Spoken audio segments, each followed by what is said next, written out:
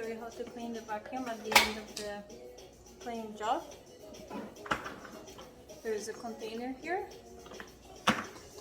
We're gonna pull by this handle up, and once we do that, we'll pull the whole container. The only thing is you have to be careful because this model very often opens up at the bottom. So I pulled it out, and I'm gonna press this yellow button, and I'm gonna empty everything into a plastic bag.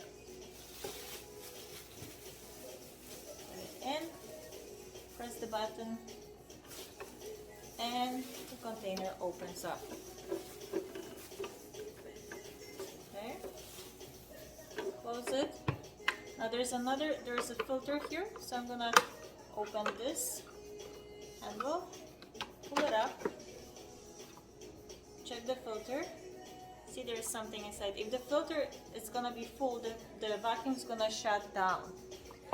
And if the engine is too hot, it might take up to an hour for it to be able to start working again. So please make sure that you clean the vacuum between the jobs, and even throughout the cleaning job, you will be able to see if there's something in that filter in here. Okay, now there's another filter inside of the vacuum, and this filter we can clean it by pressing this button here. In order to do that, we need to put the vacuum on. So vacuum on and then clean. I'll do it for a moment. It's gonna be noisy. Press it. The light went on. The filter inside is gonna clean. I'm gonna do that for a moment. Now I'm gonna turn it off. You can also do this manually. How are we gonna do that? We're gonna take out the filter. So from inside of the vacuum, now pull the handle towards me, pull it out. This is how the container looks like. It has this little twister on the top. When you turn it, there's a mechanism inside that does exactly the same thing as the vacuum on its own. Now we're gonna open it by twisting to the side, pull it up, and then you're gonna see all the dirt inside. Okay, even if we do this, this should be cleaned at least every other day, and then we can put everything inside. I'm gonna close it. It has to be closed tightly, otherwise it's not gonna fit back into the vacuum. And then move it to the side, and now I can put it back. So the tank is back in. The next step that we need to do after each job is to clean the brush from the hair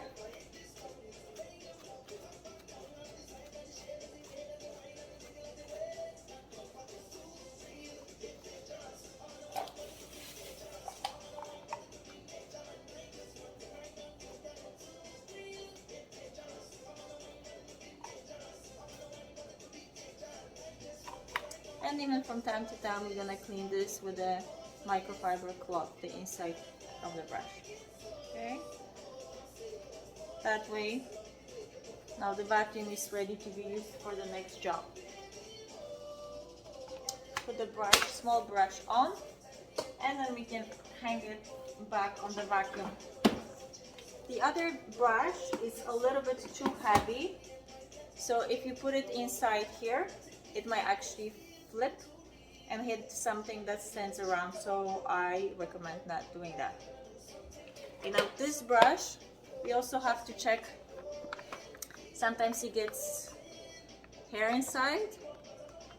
Okay, how do we clean it, and why do we clean it? We clean it because if it's full, then the brush is gonna be working slower and slower and slower, and the elastics that are holding the brush, that allowing it to work, will stretch out, and then the brush will be of no use to you. How to open it up? With a little screw or a knife. Move this to the side, this to the side, pull it outside, and then you have access to the brush. We can skip that and just take a little knife and go, there's a line here, go along this line and cut the hair. Show you in a moment.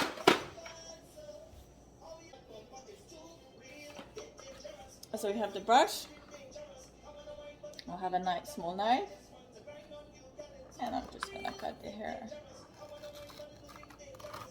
Got it.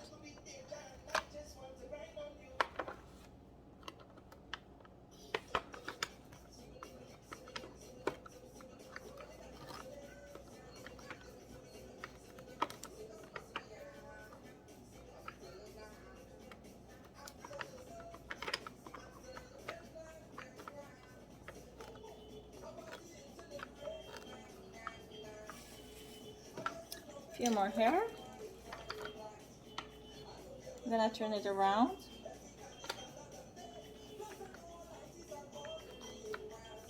And take it out. Okay.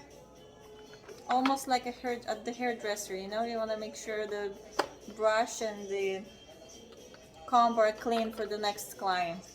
You don't want someone else's hair on yours. Beautiful.